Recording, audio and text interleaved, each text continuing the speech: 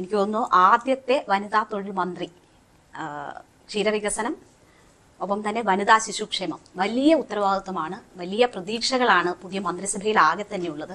അതിനെങ്ങനെ കാണുന്നു? എൻ്റെ അച്ഛനും അമ്മയും തൊഴിലാളികളായിരുന്നു. ഞാൻ ഈ തൊഴിൽ വകുപ്പൊന്നും പ്രതീക്ഷയല്ല. തീർച്ചയായും അതിനെ വലിയ അംഗീകാരമായി കാണുന്നു. ഏറ്റവും കൂടുതൽ ലോകമെമ്പാടും തൊഴിലാളികളാണ് ഒരു സമൂഹത്തിൻ്റെ അടിസ്ഥാന ശക്തി എന്ന് പറയും. അവരുടെ വെൽഫെയർ അത് തന്നെയാണ് ഈ മന്ത്രിസ്ഥാന ലബ്ധിയിലൂടെ കിട്ടിയ സ്ഥിതിക്ക് മുന്നോട്ട് കൊണ്ടുപോകാൻ ആഗ്രഹിക്കുന്നത്. അതോടൊപ്പം ക്ഷീരവികസനം മലയാളികൾക്ക് പ്രിയപ്പെട്ടതാണല്ലോ. ആ വകുപ്പും പരമാവധി നന്നായി ചെയ്യും. അതിനുമപ്പുറത്തേക്ക് ഒരു വനിത എന്ന നിലയിൽ ഏറ്റവും കൂടുതൽ സ്ത്രീകൾക്കും കുട്ടികൾക്കും പ്രാധാന്യം കൊടുക്കാൻ ആഗ്രഹിക്കും.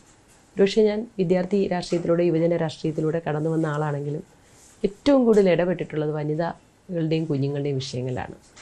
അതുകൊണ്ട് തന്നെ ആ വകുപ്പും ലഭിച്ചതിൽ അതിയായ സന്തോഷമുണ്ട്. പ്രാഥമിക ആലോചനകൾ എന്തൊക്കെ ചെയ്യാൻ പറ്റും എന്ന കാര്യങ്ങളിൽ തുടങ്ങിയിട്ടുണ്ടോ? തീർച്ചയായും. ഒന്നാമതായി UDF സർക്കാരിന്, ശ്രീ VD സതീശൻ സർക്കാരിന് വലിയൊരു വിഷനുണ്ട്.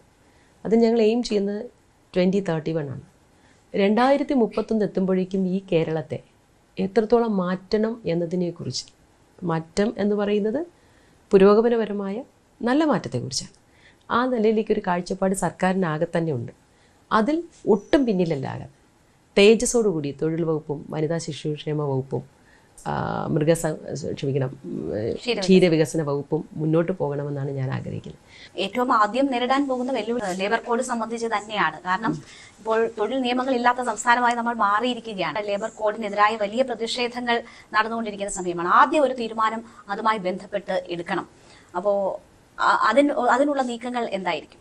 സാധ്യമായ എല്ലാ കാര്യങ്ങളും പരിശോധിച്ച് ക്രിയാത്മകമായി ഇടപെടൽ നടത്താൻ പറ്റുന്നിടത്ത് നടത്തും. നമുക്കറിയാം, അതൊരു കേന്ദ്ര നിയമമാണ്. സംസ്ഥാനത്തിന് പരിമിതമായ ഇടപെടൽ നടത്താൻ പറ്റും. ഈ റൂൾസ് ഫ്രെയിം ചെയ്യുന്ന കാര്യവുമായി ബന്ധപ്പെട്ടാണ്. അത് അതിനെ ഫോളോ ചെയ്തല്ലേ നമുക്ക് ചെയ്യാൻ കഴിയുള്ളൂ. എന്തായാലും പരിശോധിക്കും. അപ്പോൾ മനസ്സിലുള്ളത് തൊഴിൽ രംഗത്തെ നിലനിർത്തുക, തൊഴിലാളി ക്ഷേമം ഉറപ്പുവരുത്തുക. അതിനെതിരെ ഉയരുന്ന പ്രതിഷേധങ്ങൾ കണക്കിലെടുക്കുമോ? തീർച്ചയായും പ്രതിഷേധം. ഞാനും ഒരുപാട് പ്രതിഷേധത്തിൽ പങ്കെടുത്തില്ല. ഈ കരിനിയമങ്ങൾക്കെതിരായിട്ടൊക്കെ നിരവധി പ്രതിഷേധങ്ങൾ പങ്കെടുത്തിട്ടുള്ളവരാണല്ലോ. നമ്മളൊക്കെ അതിനൊക്കെ നേതൃത്വം നൽകിയിട്ടുള്ളവരാണല്ലോ.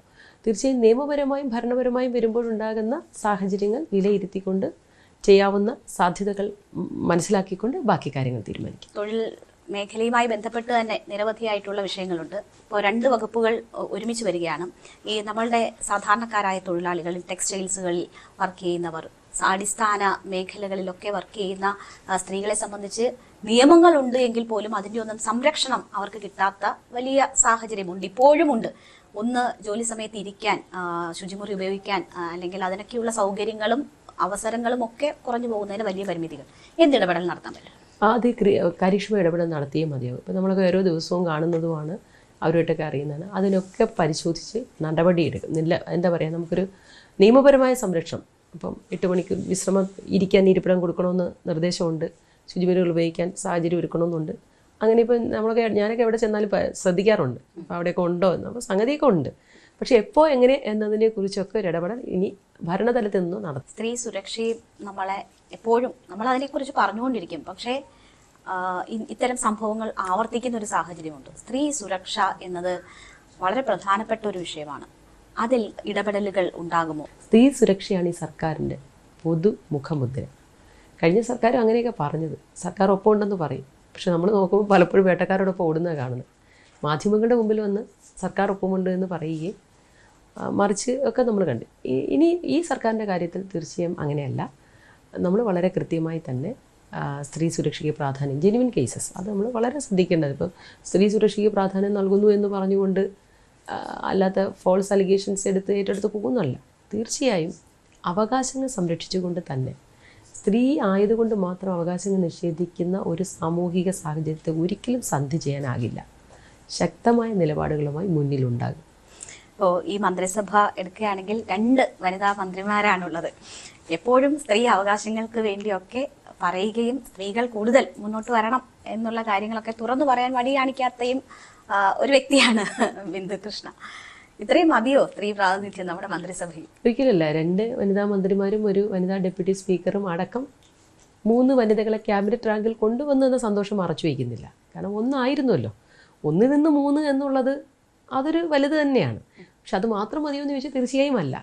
ഞാൻ എപ്പോഴും എൻ്റെ സ്വപ്നമായി പങ്കുവയ്ക്കാറുള്ളതാണല്ലോ, രാഷ്ട്രീയമായാലും ഭരണരംഗമായാലും ഔദ്യോഗിക രംഗമായാലും തൊഴിലിടങ്ങളായാലും എവിടെയായാലും മനുഷ്യൻ ഇടപെടുന്ന എല്ലാ മേഖലയിലും അവിടെയെല്ലാം ഏത് കാര്യത്തിൽ ഒരു സെലക്ഷൻസ് ഉണ്ടാകുമ്പോൾ സ്വാഭാവിക പ്രക്രിയകളുണ്ട്.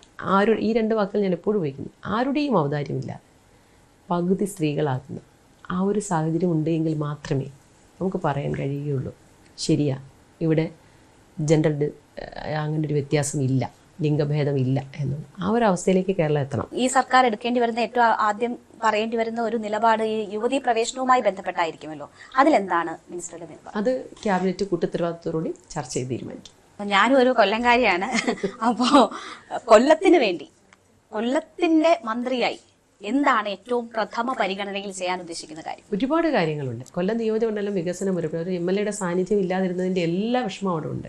അതുകൊണ്ട് അത്തരം കാര്യങ്ങളെല്ലാം ചെയ്യും. എൻ്റെ മനസ്സിൽ ഒരുപാട് കാര്യങ്ങളുണ്ട്. ഏറ്റവും പ്രധാനം ജില്ലാ ആശുപത്രിയാണ്. ആരോഗ്യവകുപ്പ് മന്ത്രി ശ്രീ കെ മുരളീധരനുമായി ബന്ധപ്പെട്ട് ജില്ലാ ആശുപത്രി നമ്മൾ ചെല്ലുന്ന സ്പീഡിൽ തിരുവനന്തപുരത്തേക്ക് തുണ്ട് തരിക. അവിടെ ചികിത്സാ സൗകര്യങ്ങളുടെ ഭൗതിക സൗകര്യം ഡോക്ടേഴ്സിൻ്റെ നഴ്സസിൻ്റെ ഒന്നും കുഴപ്പം കൊണ്ടല്ല, അവിടുത്തെ പരിമിതമായ സാഹചര്യങ്ങൾ ഇതൊക്കെ മാറ്റി നല്ല ആരോഗ്യരംഗം, ജനങ്ങളുടെ അടിസ്ഥാന പ്രശ്നങ്ങൾ, റോഡുകൾ, കൂട്ടിമുട്ടാത്ത ഒത്തിരി പാലങ്ങളുണ്ട് ഞങ്ങൾക്ക്. അതൊക്കെ എന്താ പറയുക, ലോകാത്ഭുതങ്ങളൊക്കെ അവിടെ ചെയ്തു വെച്ചിട്ടുണ്ട്. അതൊക്കെ ഒന്ന് നേരെയാക്കണം. റോഡുകൾ, പാലങ്ങൾ, കുടിവെള്ളം. ഇപ്പോൾ മൺസൂൺ തുടങ്ങാൻ പോവുക, അതുകൊണ്ട് മഴക്കാലപൂർവ്വ കരുതലുകൾ, അങ്ങനെ ഒരുപാട് കാര്യങ്ങൾ. പിന്നിട്ട വഴികൾ നോക്കുമ്പോൾ ഇത്രമാത്രം ദുർഘടമായ പാതകൾ താണ്ടിയാണ് ഇന്നിവിടെ ബിന്ദുകൃഷ്ണ എത്തിയിരിക്കുന്നത്. തീർച്ചയായും ഒരുപാട് ദുർഘടമായ പാതകളുണ്ട്. പക്ഷേ എന്നെ സംബന്ധിച്ചിടത്തോളം അതൊന്നും ഒരു തടസ്സമല്ല. നമ്മൾ അങ്ങ് പോവുക, നമ്മൾ നേരെ നോക്കി ജെനുവിനായി, സത്യസന്ധമായി, ആത്മാർത്ഥമായി. ഇത്തരം കാര്യങ്ങൾക്കൊന്നും കുറുക്ക് വഴികളില്ല, കഠിന പ്രയത്നം മാത്രമാണ്. നാളെ മന്ത്രിയാവുമെന്ന് പറഞ്ഞ് പ്രവർത്തിച്ചിറങ്ങിയ ആളൊന്നുമല്ല ഞാൻ. പക്ഷേ നമ്മൾ അതത് കാലത്ത് ഏൽപ്പിക്കപ്പെടുന്ന ഉത്തരവാദിത്തമാണ്. ജീവിതത്തിലുണ്ടാകുന്ന പ്രതിസന്ധി, അപ്പോൾ ഒരു പ്രതിസന്ധി ജീവിതത്തിലുണ്ടാകുമ്പോൾ വിഷമമൊക്കെ വരും. പക്ഷെ തൊട്ടടുത്ത നിമിഷം അതിനെങ്ങനെ മറികടക്കാം എന്നാണ് ആലോചിക്കുന്നത്. നീന്തി പോയിക്കൊണ്ടേയിരിക്കും. കൊല്ലത്തെ സംബന്ധിച്ചൊരു കാര്യം റിപ്പോർട്ട് ചെയ്യാൻ പോകുമ്പോൾ നമ്മൾ അവിടുത്തെ ഒരു മൂഡ് എന്താ മനസ്സിലാക്കണം. നമ്മൾ കശുവണ്ടി തൊഴിലാളികളുടെ അടുത്തേക്ക് പോകും, അവർക്ക് എന്താണ് പറയാനുള്ളത്, അത് കൃത്യമായി ആ മൂഡിനെ പ്രതിഫലിപ്പിക്കുന്നതായിരിക്കും ഇലക്ഷനുമായിട്ടൊക്കെ ബന്ധപ്പെട്ടാണെങ്കിൽ. അങ്ങനെ ഉള്ള ഒരു കുടുംബത്തിൽ നിന്ന് വന്ന് കൊല്ലത്തിന്റെ മന്ത്രിയായി മാറുകയാണ്. എല്ലാവരെയും സംബന്ധിച്ച് ഒരു പ്രചോദനമാണത്. ഞാനതൊന്നും അത്ര വലിയ മഹത്വപൂർണ്ണമായ കാര്യമാണ് തോന്നില്ല. എൻ്റെ അച്ഛനും അമ്മയും ജോലി ചെയ്യുന്ന കൂട്ടത്തിൽ കൂടെ സഹായിക്കുക, അത് പഠനം കൊണ്ട് ശരിയാണ്. പക്ഷേ ഒന്നിനു വേണ്ടി പറ്റുന്ന ഒരിക്കലും മാറ്റി വെച്ചിട്ടില്ല. പഠനത്തിൽ വീഴ്ച വരുത്താതെ പരമാവധി ജോലികൾ അച്ഛനും അമ്മയും സഹായിച്ച് ആ ദിവസം ഇപ്പോഴായാലും ഞാൻ വീട്ടിൽ ചെന്നാൽ എൻ്റെ വീട്ടിലെ കാര്യങ്ങൾ പെട്ടെന്ന് ചെയ്യുക എന്നുള്ളത് ഞാൻ ചെയ്യുന്ന കാര്യങ്ങൾ. അത് ചെയ്തു പോയി കൃത്യമായി. എനിക്ക് പുറത്ത് എപ്പോഴും ഞാൻ രാഷ്ട്രീയം ചെറുപ്പം തൊട്ടേ ഉണ്ടല്ലോ. അപ്പോൾ അതിനൊക്കെ പോകുന്ന സമയത്ത് ചെയ്യാൻ പറ്റിയില്ല, ഞാൻ പെട്ടെന്ന് രാവിലെ എഴുന്നേറ്റ് എല്ലാ കാര്യങ്ങളും ചെയ്തിട്ടാണ് പോയിട്ടുള്ളത്. അതിലൊന്നും അമ്മ കശുവണ്ടി ഫാക്ടറിയിൽ ഏത് സെഷനിലായിരുന്നു ജോലി? അമ്മ കൊട്ടിയത്തെ കാഷ്യൂ ഫാക്ടറിയുടെ 1-ാം നമ്പർ ഫാക്ടറിയിലെ ഷെല്ലിംഗ് തൊഴിലാളിയായിരുന്നു. ഞാൻ 2ാം ക്ലാസ്സിൽ പഠിക്കുമ്പോഴേക്കും അമ്മയ്ക്ക് അസുഖമായി. അതിനുശേഷം പിന്നെ പോയിട്ടില്ല. അവിടെ കൂടുതൽ വാർത്തകൾക്ക് News 18 Keralam YouTube channel subscribe ചെയ്യുക.